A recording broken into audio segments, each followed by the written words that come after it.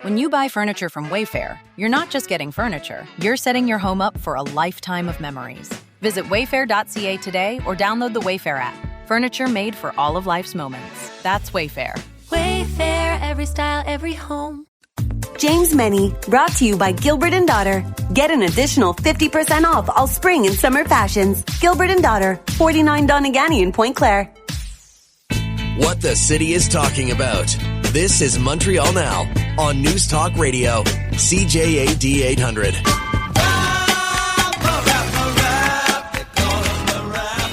That is James Mennie. He is over at the Montreal Gazette. And Jim, will start with the mayor's announcement this morning on police body cams, which I guess we have to say is a bit of a surprise considering the last time we spoke about this. It was always about, well, we want to do it and we're going to go ahead and do it, but we have to wait for the provincial government. Well, now they've decided not to wait. Well, I'll believe it when I see it, Aaron. I got to tell you, body cams on Montreal cops is like the law enforcement equivalent of the Cavendish extension. And to give you some indication of what I'm talking about, the last police officer I spoke to about this issue who's telling me, well, the technology isn't all there, and we don't know what we're going to do to archive all the footage, and we don't know how we're going to store this stuff, and we don't know this, and we don't know that. His name was Yann Lafrenière. He was spokesperson for the Montreal Police Department. He is now the Minister of Public Security, and I guess the guy who's going to be the go-to guy is going to give the green light or not. As I say, I'll believe it when I see it. I don't think it's just a coincidence. I don't think it's an anomaly that Montreal is among the last police forces to actually equip their officers with body cams. And when I say the Montreal Police Department, anyone who spent any amount of time covering the cops knows you must also include the Montreal Police Brotherhood in that, which has its say in how this department is run, and the fact that we're seeing this today. I mean, this whole thing was touted as measures to increase the sense of security in Montreal. Not entirely sure how body cams are going to do that. Certainly, it might increase the sentiment of responsibility on the part of police officers, and the idea that that maybe there will be, how can I put it, less latitude involved in the execution of certain police operations. But as for the rest of it, surveillance cameras, try to create a surveillance camera network based on private ownership and so on and so forth. Not a whole heck of a lot there. And you have to really sort of presume that this whole performance was prompted by the absolute wave of terrible murders that have been occurring in the past, 10 days. The idea, when you start sending out reporters to talk to people on the street saying, are you safe? You've got a problem here. But, Fanny McGarry, if he hasn't already said it, well, statistically, we're a safe city and blah, blah, blah. And as I've told you, I've been telling you for years, Aaron, if you don't feel safe in your city, it doesn't matter what the statistics say. And if the media is being given something literally every other day, whether it's a firebombing, whether it's a car arson, whether it's shots fired, whether somebody got stabbed, there is something almost every other day in Montreal, and that's something that I can assure you that Montrealers haven't heard about in years. I mean, the last time it was this intense, I would say, was during the biker wars, the criminal biker wars back in the 90s. But even then, it was kind of contained. Here, as I say, there's literally no part of the island of Montreal that has not been stricken with some kind of crime like the ones I've just been mentioning, whether it's shots fired, arson, whatever. Will you feel safer? Do Montrealers feel safer after this announcement? I'm not entirely sure that they do. And I realize that changing perceptions is something that you can't do with a body camera or a surveillance camera. But the idea that for some reason there will be more surveillance does not necessarily translate into more security. I don't believe a city like London, which is, I think, has more closed circuit TVs per capita than any place on the planet Earth. I don't think their crime is anything to write home about. So really, I would like to think that there's good faith on the part of the city administration with this announcement, but I don't really see how it's going to change the day-to-day experience of Montrealers. And it's a day-to-day experience, as I say, Aaron, that always includes some form of crime overnight. My thinking on this was, Jim, when I heard her say this, and again, it kind of came out of nowhere today because the holdup has always been, allegedly, the provincial government. But it seems to me in the middle of an election campaign, I can't imagine they're going to be in a big rush to push back on this. No, and the fact is, who isn't in favor of law and order? Right. Who isn't in favor of safer streets? Even though, and as we know, the other, because when it turns this debate is so old, it's nothing but cliches. So we look at the other cliche, which is, well, you could put a cop on every street corner, and you're still not going to reduce the amount of crime, which is absolutely true. And I think people are beginning to realize that there is more to the story in terms of crime, violent crime, drug-related crime. Is it related to the growing issue of homelessness in this city? Is it related to the growing issue of addiction in this city? It's not necessarily the mafia or the mob or whatever. A lot of crime is based on nothing more than not being able to move from point A to point B without picking up a knife or a gun or stealing something. And the backstory on that just goes on forever and ever. So what are you going to do? We've always had crime, we always will. But the sentiment of safety, I'm sorry, and we've had this conversation before. I think Montrealers feel a lot less safe in their city now, even though the numbers may not justify it. I think in terms of the frequency of crime, the nature of the crime, the randomness of the crime, I think they do feel less safe, and I think they're completely justified in feeling that way because it's no longer a matter of you go to that neighborhood, you're asking for problems.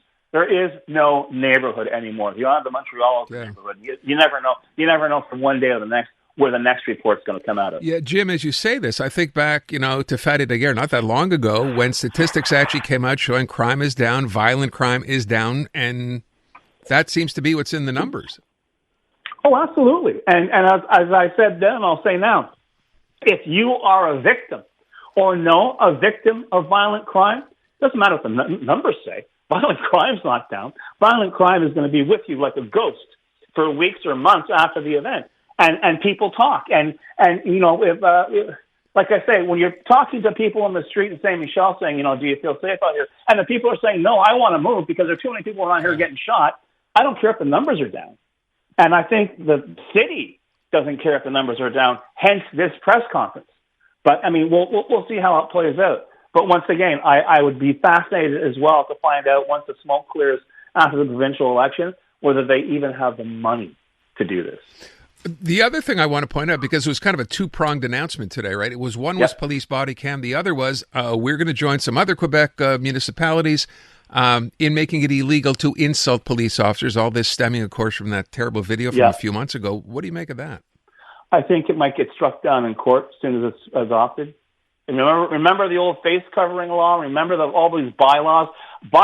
City bylaws, man, they are the most diaphanous forms of legislation going. And I remember during the so-called Maple Spring, and then was the Tremblay administration, and they said, no more face coverings and no more this. And you know what? Each of those laws got struck down. In fact, I think there was a bunch of people who got kettled during crowd control who wound up suing the city and winning and getting money for it. So, it's great to talk about it, but I really think there might be some constitutional lawyers out there who are already rubbing their hands with glee in anticipation of perhaps cutting this proposed bylaw to ribbons. Although it's worth pointing out, right, it already exists. We know it's in Laval. We know it's in Sherbrooke. It seems to be working there. Why would we think it might not work here? Well, it may be on the books, but hasn't in fact been invoked. I've never heard of a case of somebody being hauled in front of a judge for having insulted a cop. Well, okay, I haven't either, but I'm not so sure that, it hasn't happened. We may just have not heard about it, but we'll see. Okay. Again, a pretty interesting step for the mayor, I think, given the fact that when this became a story, Jim, you remember at the time the outrage of seeing that video, and I think a lot of us were sitting and waiting to see what she was going to do. Well, today there's at least an announcement, so maybe you're right. Maybe it doesn't carry much weight, but at least it was an announcement. The other thing we're waiting to find out, I keep kind of half joking, we're on tariff watch today. So what are you thinking? Have you heard anything that suggested we're any closer? No, but what I'm finding interesting is if you look around, especially in the Quebec context, you can see there are a lot of politicians, most of them separatists, who are rubbing their hands in anticipation of Carney not pulling this off, of a deal not being made. Because right now, the worst possible scenario for the PQ, for the PQ's trolls, for Quebec separatists / nationalists in general, is if the deal does get announced, because they are really banking. They need something during this election campaign to say, see, Canada doesn't work.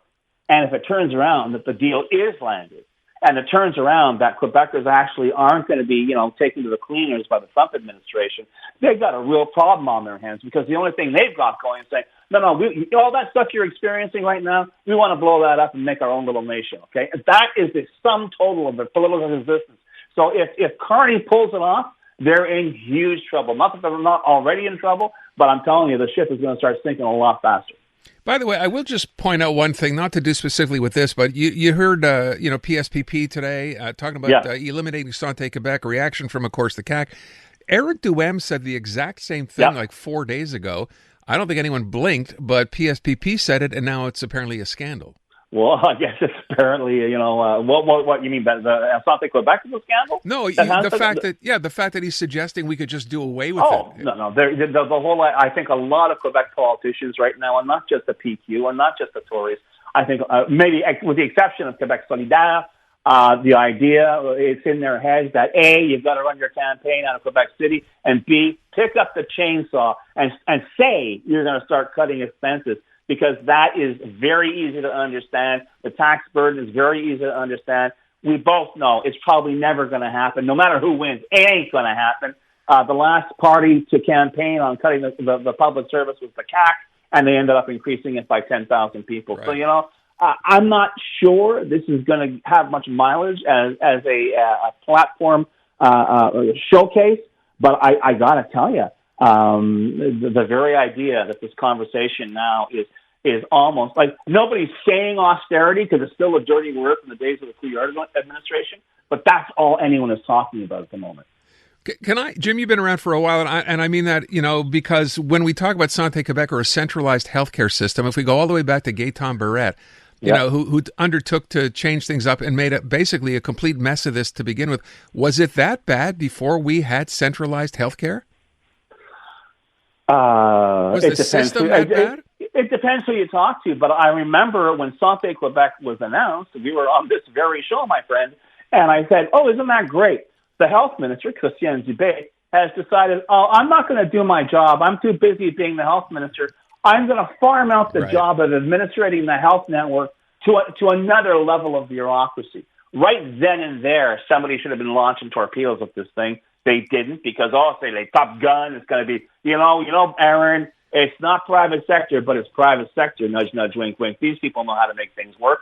And take a look at the health system right now. I don't think it's exactly covering itself in glory, but here we are. So I think the idea that all this bureaucracy, all people are seeing is more bureaucracy, more people in suits telling you why things can't be done. And I think people are fed up with that. Some handlers are realizing that, saying, you know what, if nothing else, just say you're going to cut the whole thing. Jim, I'm going to leave it at that. I will ask you, I was trying to have some fun on a Friday, lighten things up, and I said, we have slogans now from all the political parties here in Quebec, with the exception of the CAQ. They haven't released theirs yet. I don't know if you've seen them, but to me, they all seem pretty lame. Have you seen some of the slogans for the parties? Yes, they're absolutely lame, and I think the best slogan that has yet to be coined, but it's the one for the Quebec electorate: leave me alone, I'm broke. Fair, that's a good slogan. Not for a party, but a good slogan.